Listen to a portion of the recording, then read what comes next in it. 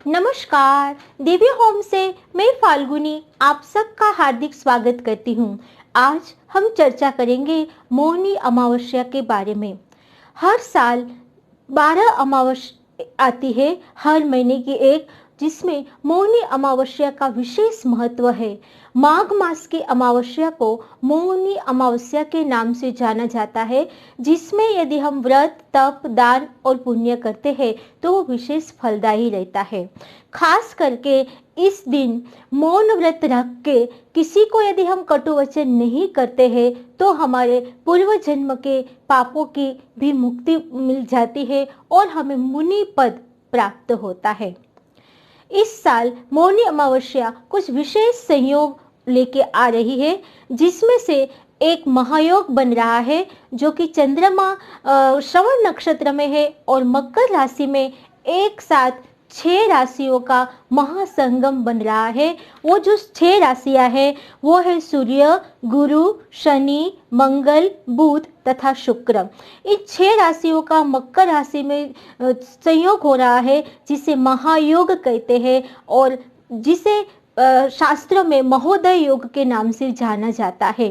खास करके नारद मुनि रचित मयूर चित्रक नामक ग्रंथ में महायोग यानी कि महोदय योग का एक विशेष महत्व बताया गया है कि यदि महोदय योग में हम संगम स्थान, कुंभ स्नान या किसी पवित्र नदी में स्नान, गंगा स्नान आदि करते हैं और बाद में पितृ पूजा करते हैं तो 7 पीढ़ी तक हमारे पितरों का भी मोक्ष होना स्वाभाविक है। तो ऐसे शुभ संयोग लेके आ रही है इस साल मौनी अमावस्या। तो आइए जानते हैं मौनी अमावस्या में किस तरह से हम घर बैठे बैठे आसान तरीके से पूजा कर सके। सबसे पहले तो हमें सुबह ब्रह्म मुहूर्त में यानी कि सूर्योदय से पहले उठना है और किसी पवित्र नदी में या पवित्र गंगा में स्नान करना है। यदि यह संभव ना हो तो घर में गंगा जल मिला के भी आप स्नान कर सकते हो। इसके बाद मौनी अमावस्या के दिन हमें कुल 3 देवताओं की पूजा का विशेष महत्व बताया गया है, जिसमें हरि और हर, हरि यानी भगवान विष्णु, हर यानी भगवान श्री शंकर और तीसरे है पवित्र देववृक्ष पीपल। इस तीनों की पूजा का विधान मौनी अमावस्या के दिन बताया गया है।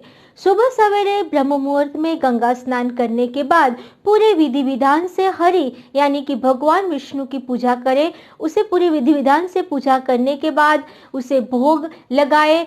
खास करके तिल का भोग मौनी अमावस्या के दिन लगाना अति शुभदायी माना जाता है। इसके बाद कपूर से आरती करें और बाद में भगवान श्री विष्णु की पूजा करने के बाद हम पवित्र देववृक्ष पीपल की पूजा करने का विशेष विधान मयूर चित्रम नामक ग्रंथ में श्री नारद ऋषि ने बताया है।